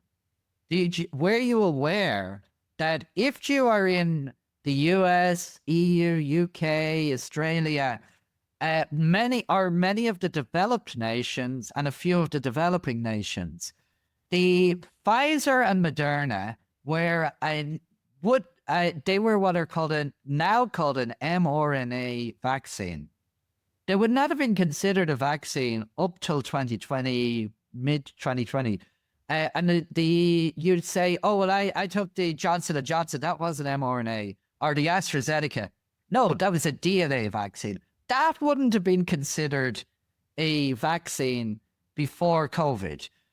And then you say, well, there was nothing else. That's not true. The WHO had approved by early 2021, when the vaccine programs were rolled out, they had approved the Pfizer, Moderna, the Johnson & Johnson, the AstraZeneca. So Pfizer, Moderna were mRNA, AstraZeneca and the Johnson & Johnson were DNA. But they had also approved the Sinovac and Sinopharm, which was the Chinese vaccines. And they were an inactivated virus vaccine. Now, we could get into the debates about that, but that was that would have been considered a vaccine up until 2020. It didn't need any rebranding. That was WHO approved by early 2020. I know people who took the Sinovac or Sinopharm in outside of China. It was sometimes called Coronavac, Coronapharm, like say in Brazil, Middle East, people where you could get that. It was WHO approved. But then if they wanted to enter the US, Ireland, EU, any of the ones that didn't, they couldn't, that was not considered good enough.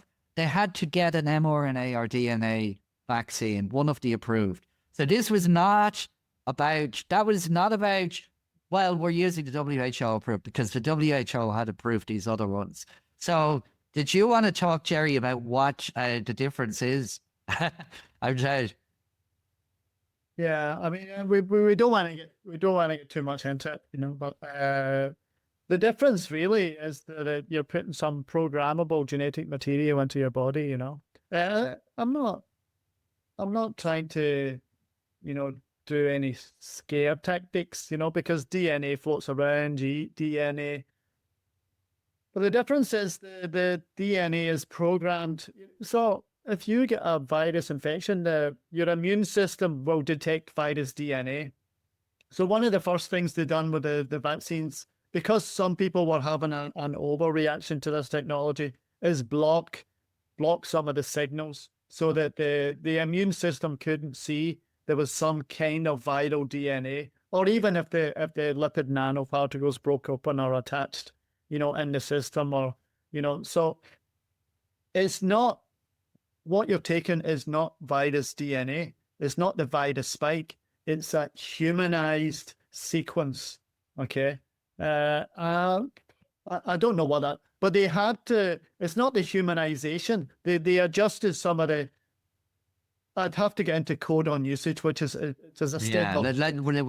Yeah, So we won't talk about that, or codon bias, should I say.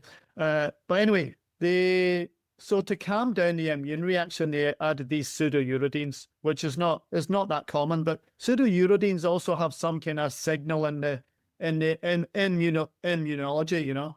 But anyway, these go directly to the heart of your cell. They go to probably every cell that they contact, and if your circulation goes, obviously your circulation goes right around your body, so they'll go into your organs. I mean, one of the first analysis from maybe Japan, they said, well, it's just going to stay in the arm, but you know, the original model showed that it didn't stay in the arm. It went to some very important organs, you know. And you could say, well, it's just a normal vaccine. It'll promote an immune reaction because it's foreign material. But actually, it's half foreign and half human. So it's sending mixed signals to the immune system. And, you know, that there is the possibility that it there's some studies that show that it's been in the human system for 2.5 years, something like that.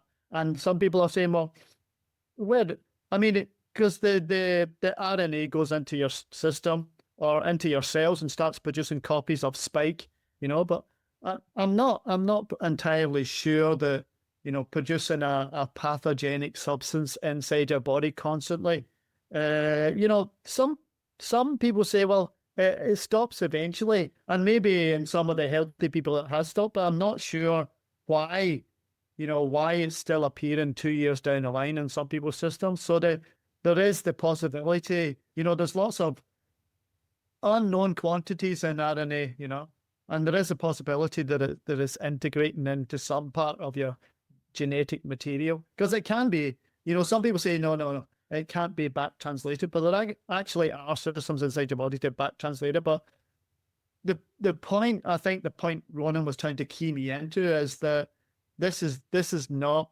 nobody was informed about all the ramifications of this technology. And that's because they don't know. It's experimental technology. Maybe it should have spent a couple more years in the lab. I'm not sure, but I think it was, you know, it was released prematurely without them understanding the whole. I think they waited for some ramifications once it was released, but that's not the way medicine should be taken. Anyway, it's completely different from what a traditional vaccine is. You know, you're injecting bits of foreign DNA or half foreign, half human DNA into your system and saying, well, let's see what happens, you know. So I think it was an ethical, very much an ethical oversight. I've been following this technology actually for about 2 decades now, and I haven't seen many good results, and I'm surprised to see that so many people are healthy. I will just I think we'll move on to the last things, because we've been at this a good while, but just to mention, like, that one of our co-authors on this, and just another thing, all of the co-authors are, like, they all went through the exact description of how the paper was written is included in the author contribution. So anybody that's curious, we can go into it. But basically, we would get the feedback, we would put together first draft, then we'd give it to all of the co-authors. Then they would come back and they'd say, you can't say this, or you left out this, and they would do it. And so then we would put it back. Do you agree with this? So we went back and forth multiple times, each co-author coming from a different discipline, we had like epidemiologists, virologists, we had clinical pathologists, we had data scientists, we had economists, we had psychologists, we had loads of different people, each contributing on their expertise and commenting on it. One of the people we have is Robert Malone, Dr. Robert Malone, who you might, some of your viewers may know. And he was actually involved early on. He developed a lot of the techniques and got patents for some of the early forms of the technology that led to these mRNA things. And so he's not opposed to the thing. You know, he even took the 2 of the doses, but then he suffered adverse reactions, and then he started speaking up. But this, you know, then they started labeling him an anti-vaxxer because he was raising questions about one of the technologies that he was one of the original people involved in it. He didn't invent the Pfizer or Moderna, but he was contributing it to in the early stages, and he took them. And this was another irony. People who took the vaccines and had injuries were then vilified as an anti-vax. Just think about that for a second.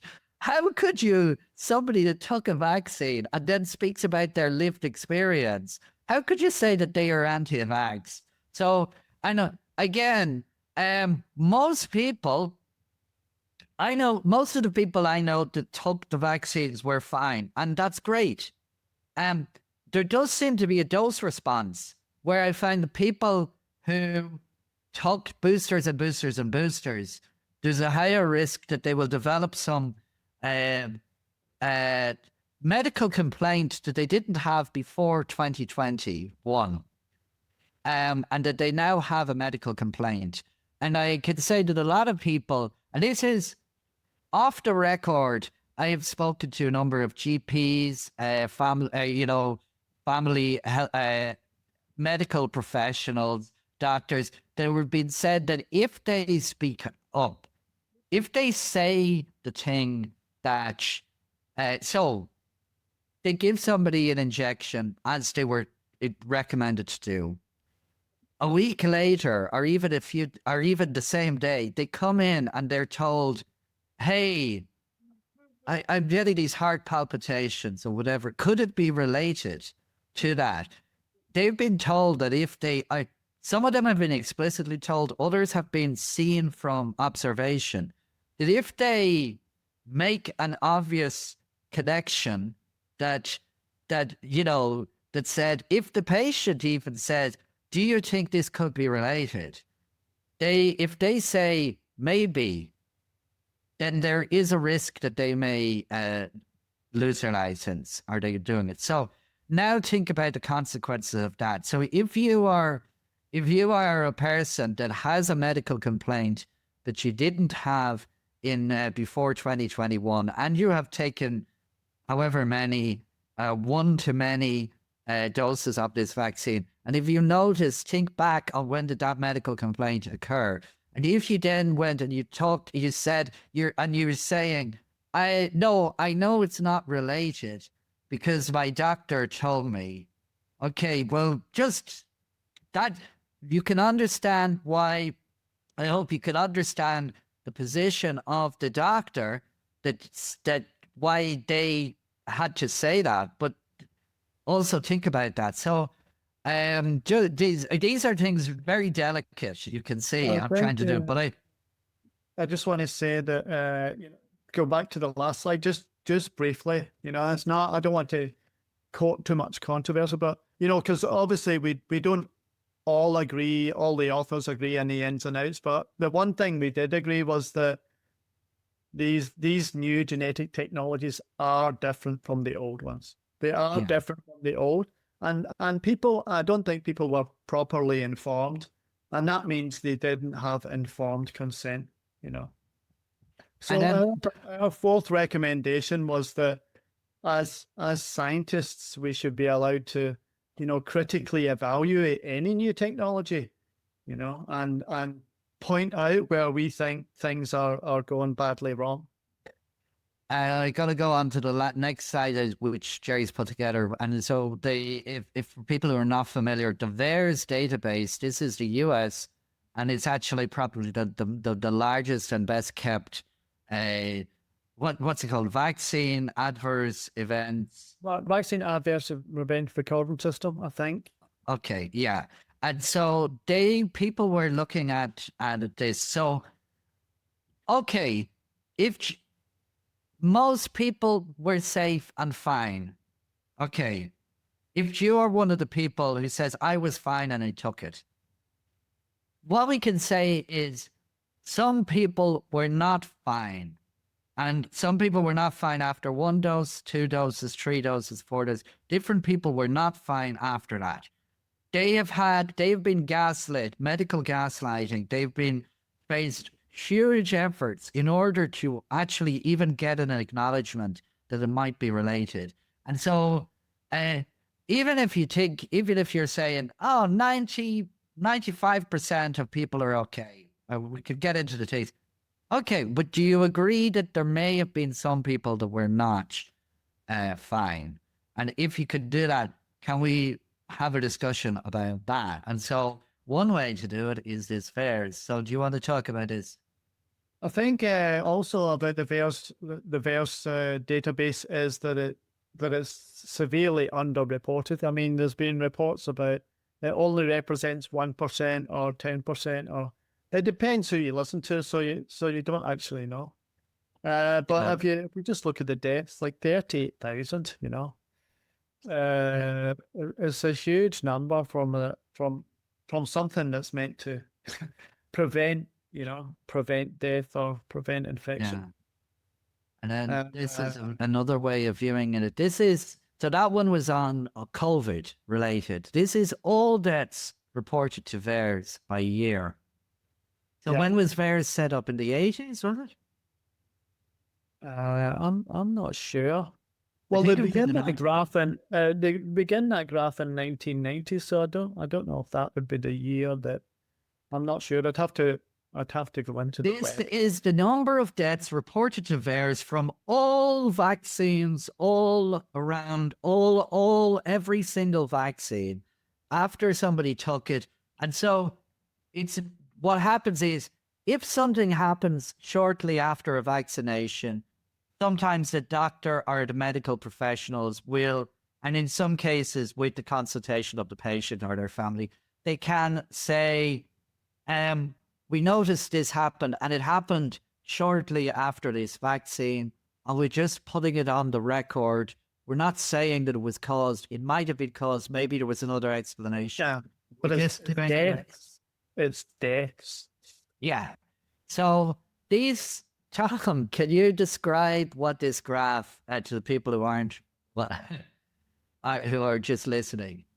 Well, yeah, I'm just going to tweet out that it's probably nothing, sarcastically, where it shows decades of a very low number of total deaths reported, and then a huge, enormous spike in 2021, followed by other large numbers after that. Yeah. Okay. And then here's the next thing. We're looking specifically at VAERS records associated with COVID vaccines. So this is explicitly for COVID. So, and this is the reports of deaths.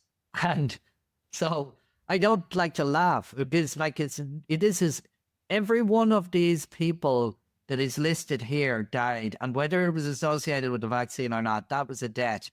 And then, so this is not funny, but it's just the way that we're being, that we're being told there's nothing to see here. It's almost comical. But it's not. It's actually every one of those is somebody that died and whether they were associated. But here's the thing. The largest spike are people who died the day they got the vaccine. And you're not going to say, okay, it might have been something else. But isn't that a bit odd? Shouldn't that be an investigation? And then this is within 1 day, 2 day, 3 day. Now, maybe 27 days later, it could be something else. And they're just saying, well, I just put it that we did get a vaccine. So maybe some of those are less likely. But I would imagine that because remember, these have to be filed by a professional, medical professional. So these are like people that are saying, I think this is serious enough to say it might be worth noting. Gerry, did you want to comment on just anything else to comment about this graph here? It's very interesting because in some of the studies, when they measured some of the outcomes of the vaccinated versus the unvaccinated with COVID vaccines, up until 14 days in a lot of the studies, they called the vaccinated unvaccinated because they reckon the vaccine hadn't properly kicked in. So some of the stats you see about, how harmful it was in the vaccinated versus the unvaccinated, some of those people that are called unvaccinated That just means they weren't vaccinated until they weren't properly vaccinated until 14 days. So they didn't count these people as vaccinated in the study. They counted them as unvaccinated. Did you get that, Tom? So Right. what word is? Yeah. So now this is some studies. You have to look in the details of each of the studies. There's loads of them. Each of them uses some different thing. The ones that are saying the vaccines are great, safe and effective. When you look in the statistics, and we discussed this in the paper, if you look in, there's something that a conflation that's not listed. So that is, it's in quite a few studies, they will say, oh, well, we considered the vaccine using the recommendation of the vaccine providers that said 2 doses plus 14 days. And it's like, then they are considered vaccinated. But what if they died the day after their second dose or their first dose? They're not 2 doses and 14 days. So they're not vaccinated. They're not fully vaccinated at that stage, but they died. So then if they're not fully vaccinated, then they go into the other category, the not fully vaccinated category, which then gets described as the unvaccinated. So, Yeah, Norman Fenton and what was the guy's name? Neil wrote a paper about they looked at 37 studies and they found that they used this window conflation. So miscalculation, they called it, This is another representation, and this was just, so this is just to 2021. This was early on, but it was already, I don't think this even was at the end of 2021. Do you remember when this graph was done? I'm not sure. I left it right quick. But it's like, I don't know if you can see the pie chart, but this was it within months of the rollout. It was like Gerry said, that like the safety signal, the VAERS database is supposed to be a safety signal. It's supposed to be an alarm bell to get people to pay attention. And maybe it's not to say it could be a false alarm, but it's to get people to pay attention. Within months, this was already thing. So if you're not looking at it, already within by 2021, the VAERS database all of the reported deaths were already being swamped by COVID-19. It's just everything else. Yeah. So just to quickly go through it, that we just were saying that if you're looking at the screen, that the conclusion 5, that the population-wide vaccination, that was based on the assumption of herd immunity that we talked about at the beginning. We need to wrap up, that's why they were saying everybody needs to get vaccinated to build up herd immunity. But by the end of 2022, even in 2021, but by the end of 2022, it was already clear this was not stopping transmission. It was not stopping infection. So that should have immediately said, we no longer need this for everybody because this is not providing herd immunity. If you wanted to say, maybe it still reduces severity of outcome, you could have said, this should be voluntary. We should encourage people that might be at high risk. Maybe it might help. But by this time, they already could see that it was not stopping transmission and that it wasn't stopping infection. They should have stopped the population-wide mandates, and if they ever should have had mandates. So what we're saying is that no, that was a mistake, and that you should allow safety and efficacy. That should be encouraged. Scientists and medical professionals and patients should be encouraged to do it. And then the clinical decisions, and as I'll just put this in, that Hippocrates, the Hippocratic Oath, that's based on some of what he had been saying. Now, he didn't write the Hippocratic Oath, but it's based on a lot of his reasonings he was saying more than 2,000 years ago. And when he said, the physician should try first to do good but also to try to do no harm. And then he said the art consists of three things: the disease, the patient, and the physician. And so the physician is the servant of the art, and the patient must combat the disease along with the physician. So this was, you should be having the patient, doctor, they should be able to work together to get circumstances and treatments that could suit them. What we were finding is that, yes, we recognize pharmaceutical companies were selling a product to give to everybody. Fine, that should be done. And yes, the medical advisory, the National Health Services, were trying to come up with general practices to give to protocols for everybody. But what was lost was the rights between the doctor and the patient. The doctor and the patient could form their own things in consultation. And we need to get back to that. We need to allow, yes, you can have national policies and you can have pharmaceutical products for everybody, but we should, if you're going to do that, you need to still allow individual healthcare pathways, which consultation with the doctor, that's one of the recommendations. And the final thing, the misinformation, spread of misinformation, that this was, people were censoring science. And even we had Mark Zuckerberg admitted towards the end that he was saying, oh, a lot of the stuff that Facebook and Instagram and Meta were being encouraged, told you need to downrank or even censor this particular information. They noticed that, oh, that actually turned out to be correct. And the stuff that they were being encouraged to promote turned out to be wrong. That was admission by Mark Zuckerberg. This was across the board. And, you know, that we should be allowing this. So this one here, so this is a nice little slide that Gerry put there. And if you can't see it, it says, the worst thing about censorship is fill in the blanks. That's it. So, okay, that over to you, Tom. Do you want to wrap up or ask anything or wrap up? Yeah, I think in the interest of time, I won't do Q&A here, but I want to thank you for the work.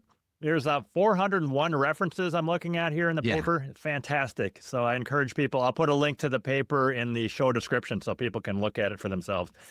Any final points you want to make before we finish up, Gerry? I think we've been talking long enough. Okay. Gerry, did you want to? I usually just let Ronan go, and then I come in eventually. But no, he had it all wrapped up, so I'm fine listening to him. All right. Thank you very much, and we will talk to you next time. Ronan Connolly and Gerry Quinn. Thank you very much. Goodbye. Thanks very much, Tom.